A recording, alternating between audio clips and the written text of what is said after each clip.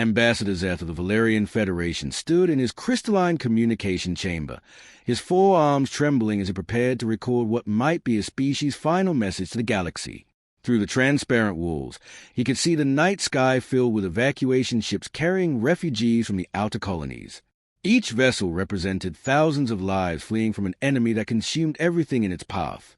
The core swarm had appeared without warning 6 months ago, emerging from the dark space between galaxies like a plague of living nightmares. Their bioships were massive, organic creatures that bred more of themselves by consuming entire planets. 12 peaceful farming worlds had already been stripped bare, their fertile soil turned to ash, their populations either dead or worse, converted into Malkorth warriors. Zeth activated the quantum transmission array, knowing this message would reach every civilized species within 1,000 light-years. His voice cracked as he began speaking. This is Ambassador Zeth of the Valerian Federation, broadcasting on all emergency frequencies. The core swarm has breached our outer defenses and consumed 12 colony worlds. We are a peaceful people with no military beyond basic patrol vessels. Our children, our families, they are all gone. He paused, watching another evacuation ship struggle to lift off, overloaded with refugees. Through his enhanced vision, he could see Valerian families press against the viewports, their large eyes filled with terror.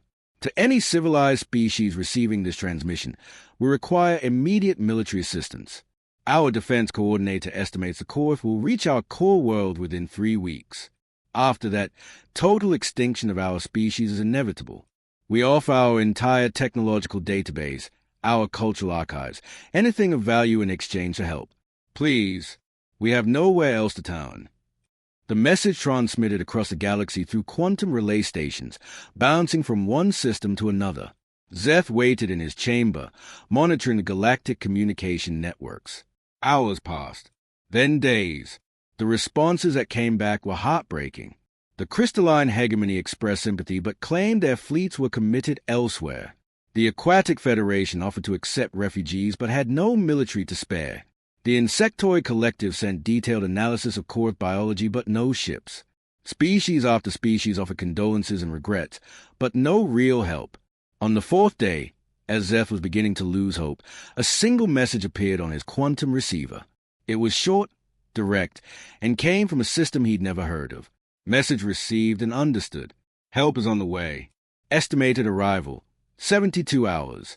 Captain Robert Miller, Earth Defense Force, Sol 3 System. Zeth immediately accessed the Galactic Species Database, searching for information about these humans. What he found confused him. They were listed as a minor species from the Outer Rim, having achieved faster-than-light travel only recently. Their home system, Sol 3, was marked with warning symbols he'd never seen before. When he cross-referenced the planetary classification, his confusion deepened. Sol 3 was rated as a Class XII Death World, the highest danger rating in the Galactic Survey System. The atmospheric composition was listed as highly corrosive to most species, the gravity was crushing, and the native life forms were marked as extremely hostile. Surely this was a database error. No intelligent life could possibly evolve on such a dangerous world. The survey notes mentioned creatures called sharks that were described as living weapons, bays that could tear through metallic structures, and weather patterns that could kill most galactic species in minutes. Zeth assumed these humans were probably refugees themselves, fleeing their hostile homeworld with whatever ships they could cobble together. Perhaps they were offering to share evacuation resources or provide engineering support. Any help was better than none. 71 hours later, Zeth stood on the landing platform of Valerian Prime capital city as a human ship dropped out of hyperspace. The vessel was unlike anything in the galactic database, angular, dark, covered with what looked like armor plating. It moved with mechanical precision that spoke of advanced technology, but its design was purely functional, with no decorative elements that most species favored. The ship landed with surprising gentleness despite its massive size. Steam hissed from cooling vents as the landing ramp lowered. Zeth adjusted his ceremonial robes and prepared to greet what he assumed would be fellow refugees or perhaps some engineers with supply equipment. Instead, a figure emerged that made Zeth's 4 hearts skip beats. Captain Robert Miller stood nearly 7 feet tall, towering over the Valerian delegation. His body was encased in black armor that seemed to absorb light, and despite the heavy equipment covering every surface, he moved with fluid grace that suggested incredible strength. When he removed his helmet, Zeth saw features that looked carved from stone, forward-facing eyes that marked him as a predator species, and a calm expression that somehow managed to be both reassuring and terrifying. Behind Miller, more humans emerged from the ship. Each one was a giant by galactic standards, their movements coordinated like a pack of hunters. They carried weapons that hummed with barely contained energy and wore armor that made them look like walking fortresses. Miller approached Zeth with easy confidence, his predator's gaze taking in everything. The evacuation ships, the defensive positions, the fear in every Valerian face. "Ambassador," Miller said, his voice deep and calm, "where do you need us?" Zeth stared up at the human captain, suddenly realizing that calling for backup might have been the smartest thing his species had ever done. The Grand Council Chamber of Valerian Prime was a marvel of crystalline architecture, its walls carved from a single massive geode that had been hollowed out over centuries. Prismatic light danced across the surfaces as Ambassador Zeth led the human delegation through the towering entrance. The chamber could hold over 1,000 beings, but today only the most senior military advisors were present, their translucent bodies shifting nervously as they watched the armored giants enter their sacred space. General Vex, the Valerian military commander, stood at attention beside the ceremonial council table. His species had evolved from peaceful herbivores on a garden world, and his slender frame barely reached the chest height of the smallest human. Around him, other advisors whispered in their musical language, their voices creating harmonics that normally brought comfort but today sounded anxious. "Honored guests," Zeth began formally, "may I present General Vex, commander of our remaining defense forces, and Admiral Kira, who oversees our evacuation fleets." Captain Miller nodded respectfully to each Valerian, but Zeth noticed how the human's eyes constantly moved, cataloging exits, defensive positions, and potential threats. It was the behavior of a predator, though Zeth didn't recognize it as such. "We appreciate your willingness to assist," General Vex said carefully. "However, I should inform you that our situation is quite desperate. The core swarm consists of over 10 million bioships, each one capable of consuming a small moon. Our own forces number barely 100 patrol vessels." Lieutenant Jennifer Hayes stepped forward from the human group. She was smaller than Captain Miller, but still towered over the Valerians, her armor making soft mechanical sounds as she moved. Without warning, she reached toward the council table where the ancient ceremonial stone sat today. The Valerians gasped in horror. The marble block was a relic from their homeworld, weighing nearly 200 pounds and embedded with precious crystals. During formal ceremonies, it took 4 of their strongest warriors working together to lift it from its resting place. Hayes picked it up with one hand as if it were made of foam. "Interesting mineral composition," she commented, examining the stone. Then, to everyone's shock, she began applying pressure. Her armored fingers sank into the marble like it was soft clay. Within seconds, the ancient ceremonial stone was reduced to powder that trickled through her fingers. The council chamber fell into stunned silence. Admiral Kira's bioluminescent patches flashed rapidly, a sign of extreme distress in her species. "So," Hayes said to Captain Miller, completely ignoring the horrified stays, "the gravity here is only 0.70 standard. Should we adjust our equipment parameters? I'm concerned about structural damage to their facilities." Commander Paul Anderson, a dark-skinned human with scars across his face, nodded thoughtfully. "Good thinking. Hayes, we don't want to accidentally tear through their buildings when we move to combat positions." He demonstrated by gently tapping the crystalline wall with his knuckle. The impact, barely perceptible to human eyes, created a spiderweb of cracks that spread several feet in all directions. "Sorry about that," Anderson said sheepishly. "We'll be more careful." General Vex stared at the cracked wall, then at the pile of dust that had been their sacred stone, then back at the humans. His voice came out as barely a whisper. What kind of world did you evolve on?" Captain Miller's expression grew thoughtful, almost nostalgic. "Earth. It's a beautiful world, really. Blue oceans, green forests, white clouds. But everything there's trying to kill you." Sergeant Lisa Turner, standing near the back of the group, pulled up a holographic display from her wrist computer. "Would you like to see some examples? This might help explain why we're built the way we are." The display showed a massive creature with enormous teeth rising from dark water. Great white shark, Turner explained casually. Apex predator of our oceans. Can bite through steel, detect electrical field from miles away. Been hunting for millions of years without changing because they are already perfect killing machines. The image shifted to show a massive brown creature standing upright. Grizzly bear. Can run faster than most vehicles. Strong enough to flip cars. Claws that can shred metal. And they are actually one of the smaller predators on our world. General Vex's legs gave out and he collapsed into his chair. And you evolved alongside these monsters. We didn't just evolve alongside them, Commander Anderson said with a grim smile. We learned to hunt them. Humans are persistence hunters, General.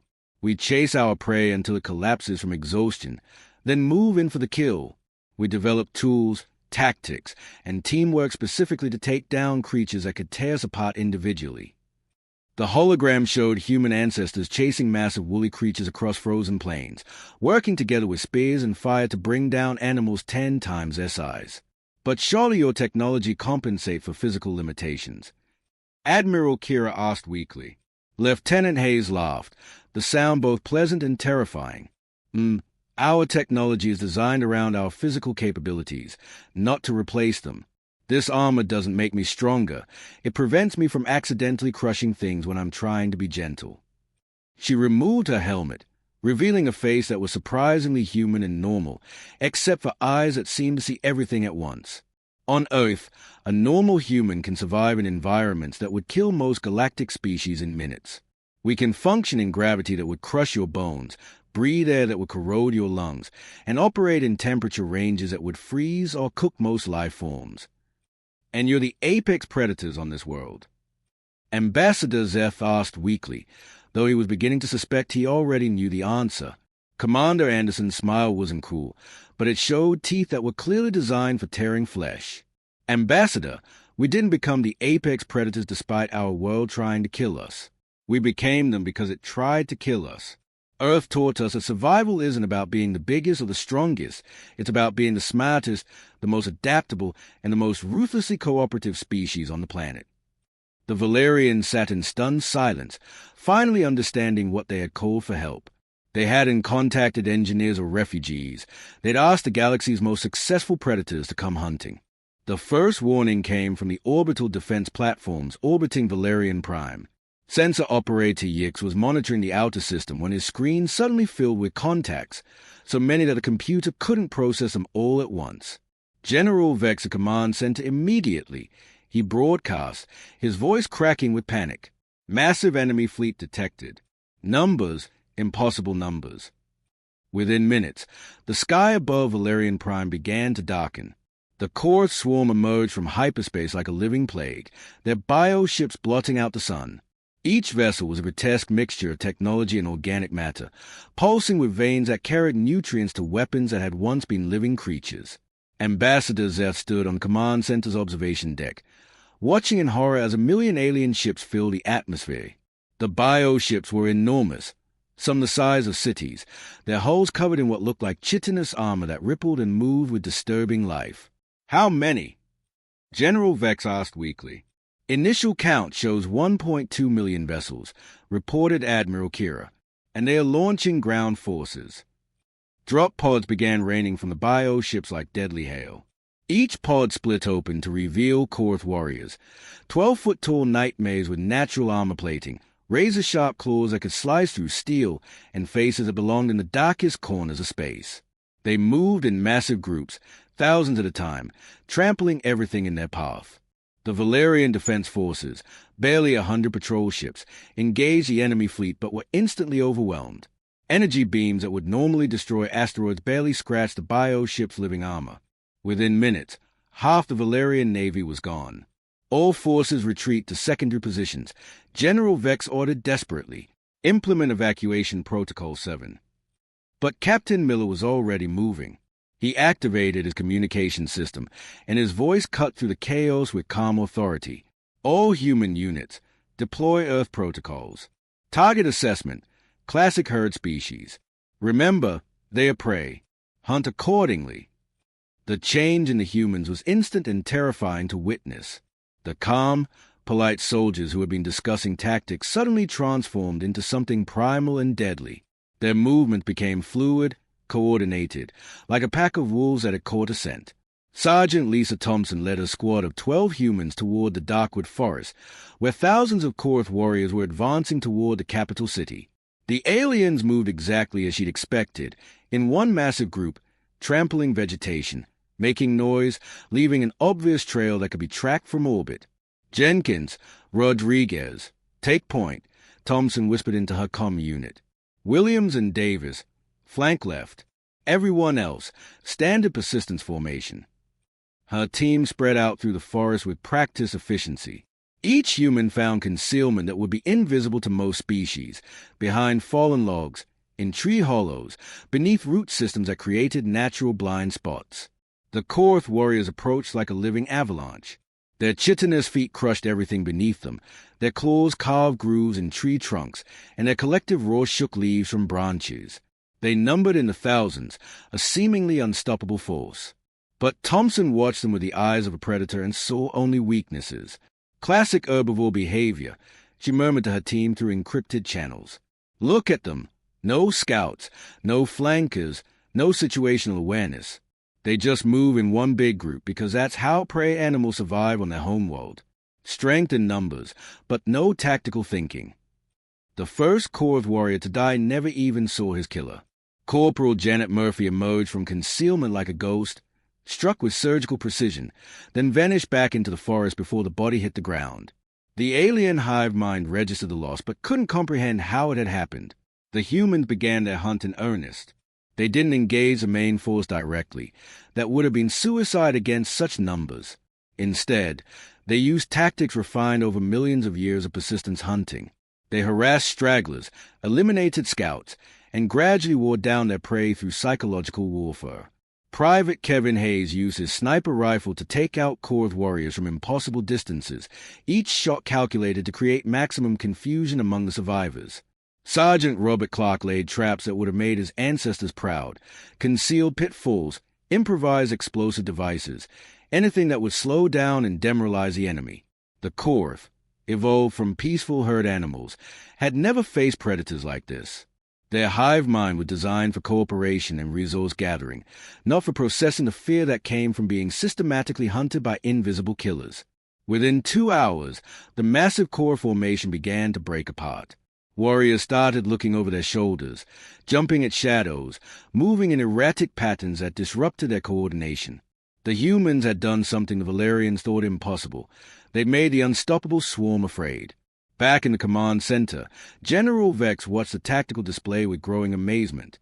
The red markers representing Korth forces, which had been advancing steadily toward the capital, were now scattered and moving in random directions. "I don't understand," Admiral Kira said, studying the sensor data. "The Korth outnumber the humans by thousands to one, but they're retreating."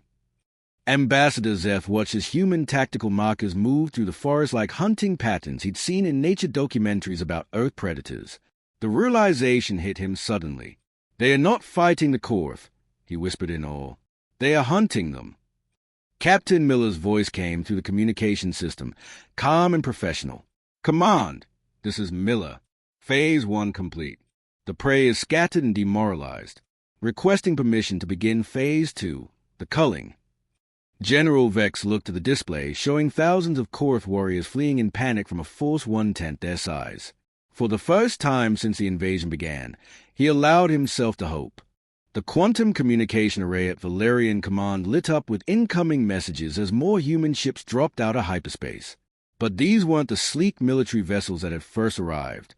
These ships looked like they'd been designed by engineers who'd given up on aesthetics entirely and focused solely on survival. Colonel Patricia Williams materialized on Command Center's holographic display, her pale features marked by ritual scars that tracked the extreme temperatures she'd survived.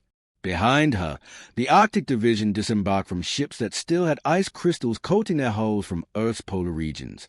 "Valerian Command, this is Colonel Williams, Arctic Division." Her voice was steady despite the fact that she was standing in what appeared to be a blizzard. "We specialize in environments below -60 degrees Celsius." Current planetary temperature readings show you have some lovely ice storms in the northern continent. General Vex stared at the display, showing humans walking casually through weather that would kill most galactic species in minutes. Colonel, those storms are deadly. The wind speeds alone are perfect for concealment and tactical advantage, Williams interrupted. The Korth are cold-blooded. They'll be sluggish and disoriented. Easy hunting weather. Behind Williams, more ships arrived. The Desert Corps emerged from vessels that glowed with heat radiation. Their skin darkened from generations of surviving in conditions that would cook most alien blood. Major Helen Carter led her troops directly into Valerian Prime's equatorial volcanic region, where surface temperatures reached levels that would melt most species' armor. Desert Corps reporting. Carter's voice came through clearly despite being transmitted from inside an active volcano. We've located several core formations seeking shelter from the heat. They are bottlenecked in cave systems, perfect for elimination. The most shocking arrival was the Deep Sea Unit. Their transport ships were filled with liquid, and the humans inside wore atmospheric suits designed for crushing pressure environments. Captain Brian Foster led his team directly to the deepest ocean trenches on Valerian Prime, where the pressure would compress most galactic species into paste. Deep Sea Unit operational. Foster reported from depth that made the ocean floor look shallow. We're using the pressure differential to our advantage. Korth bioships can't function at these depths. Their organic components collapse. Ambassador Zeth watched in stunned silence as a tactical display showed human forces spreading across every hostile environment on the planet. Areas that even the Valerians avoided were suddenly crawling with human activity. "This is impossible," Admiral Kira whispered. "Those environments would kill our best-equipped soldiers in seconds." Colonel Williams' voice cut through the command center with clinical precision. "Valerian Command, we're implementing full death world protocols. Evacuate your people to minimum safe distance. We're about to turn your planet into a hunting ground." The change was immediate and terrifying. The humans began using tactics that seemed like madness to the watching aliens. Major Tom Roberts led his unit directly into the volcanic region where toxic gases would dissolve most species' lung tissue. Instead of avoiding the poisonous atmosphere, they used it as a weapon. Korth forces are retreating toward the sulfur valleys. Roberts reported calmly while walking through clouds of gas that glowed with lethal chemistry. "We're herding them into the kill zone. The volcanic gases are perfect. They'll weaken the enemy while giving us complete concealment." Captain Jennifer Brooks led her mountain warfare specialists to the highest peaks of Valerian Prime, where the thin atmosphere and crushing cold created conditions that would kill most life forms. The Korth, desperate to escape the humans in the forest, had fled to what they thought was safety in the mountains. They found predators waiting for them. Mountain Division reporting successful ambush. Brooks transmitted while standing on a peak where the wind speeds exceeded hurricane force. Korth warriors can't maintain coordination in these conditions. Their hive mind connection is disrupted by the altitude. They are easy targets. The most disturbing sight was Major Patricia Davis leading her swamp warfare unit into the planet's most toxic wetlands. The water was filled with acid-producing bacteria that would eat through most armor in minutes. Davis and her team moved through it like they were taking a casual swim. Swamp Division has successfully established forward positions in the acid marshes, Davis reported cheerfully. The Korth avoided this area entirely. They assumed nothing could survive here. Big mistake. General Vex stared at the tactical display in disbelief. Every red marker representing Korth forces was either being systematically eliminated or fleeing toward areas where more human specialists waited. How are they doing this? Those environments should be impossible to operate in. Lieutenant Colonel Michael Turner, coordinating from orbit, provided the answer with disturbing casualness. "General, these aren't extreme conditions for us. This is Tuesday back home. My Arctic teams train in weather that makes your ice storms look tropical. The Desert Corps operates in temperatures that would vaporize most species. And the Deep Sea Unit, they are used to pressure that would turn your strongest materials into liquid." Captain Miller's voice joined the conversation from the ground, where his original unit was systematically clearing core forces from the remaining temperate zones. "What you need to understand, General, is that we're not adapting to harsh conditions.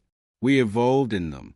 Every human carries a genetic memory of ancestors who survived ice ages, volcanic winters, toxic atmospheres, and predators that ruled their ecosystem for millions of years. Ambassador Zeth watched as the human forces methodically dismantled the entire Korth invasion force. The aliens who had seemed unstoppable just hours ago were now fleeing in panic from every corner of the planet, only to find more humans waiting in places that should have been uninhabitable. "We called Apex Predators for backup, General," Zeth said quietly, finally understanding the magnitude of what they had unleashed. "We just didn't realize it until now." The Korth swarm, which had consumed 12 worlds, was learning what it meant to be prey. 3 days after the humans arrived, silence fell across Valerian Prime for the first time in months. The constant rumble of Korth bioships was gone. The screams of fleeing civilians had stopped. Even the evacuation alarms that had wailed continuously for weeks were finally quiet. Ambassador Zeth stood on the observation deck of the command center, staring at a sky that was once again blue instead of black with enemy vessels. Scattered across the landscape below were the cooling remains of what had once been the most feared force in the galaxy. The Korth swarm, which had consumed 12 worlds and seemed unstoppable, was completely gone. Not defeated. Not driven back. Eliminated entirely. The few surviving Korth bioships had fled to the edges of known space, their hive mind broadcasting panic warnings that were being intercepted by every listening post in the galaxy. The messages were fragmentary but chilling. Death pact from Sol 3. Impossible predators. Avoid at all costs. Captain Robert Miller approached the ambassador, his black armor now showing scratches and burn marks from 3 days of systematic extermination. Behind him, human soldiers were loading equipment onto their transport ships with the same efficient precision they'd used to dismantle the invasion force. "Ambassador," Miller said, removing his helmet to reveal a face that somehow managed to look both exhausted and completely elate. "Our mission here is complete. We'll be departing within the hour." Zeth turned to face the human commander, still struggling to process what he'd witnessed. "Captain, I need to ask you something, and please understand I mean no offense." Miller nodded. "Go ahead. Are all your people like this?" Zeth gestured toward the human soldiers who were casually lifting equipment that would require machinery for most species to move. "Are you all weapons?" Miller looked thoughtful for a moment, watching his troops prepare for departure. "Ambassador, that's a complicated question. Let me try to explain it in a way that makes sense." He activated a holographic display showing Earth from orbit, a beautiful blue marble swirl with white clouds. "This is our home. It looks peaceful, doesn't it? But let me show you what we grew up with." The image shifted to show massive storms that could level cities, earthquakes that split continents, and volcanoes that could plunge a world into darkness for years. Earth didn't make us strong despite being a death world, Ambassador. It made us strong because of it. Zeth watched as a display showed human ancestors surviving ice ages that would have killed most galactic species, adapting to climate changes that destroyed entire ecosystems, and developing tools and tactics to hunt creatures that could crush them easily. "Every human alive today carries the DNA of survivors," Miller continued. "Survivors who outlasted ice ages, plagues that killed 90% of the population, supervolcano eruptions that blocked out the sun, and predators that would terrify your worst nightmares. But you're so..." Zeth searched for words, watching as human soldiers help Valerian refugees load supplies with gentle care.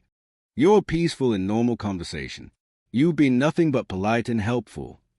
Miller smiled, and for the first time since they'd met, it was a completely human expression, warm, genuine, and reassuring. "We learned to cooperate or die, Ambassador. Humans are pack hunters, but more than that, we're social creatures. We share resources, protect the weak, and work together because that's how we survived when everything on our world was trying to kill us." Lieutenant Jennifer Hayes approached with a data tablet. "Sir, final casualty report. 0 human losses, minimal equipment damage. All core forces in this sector have been eliminated or driven off."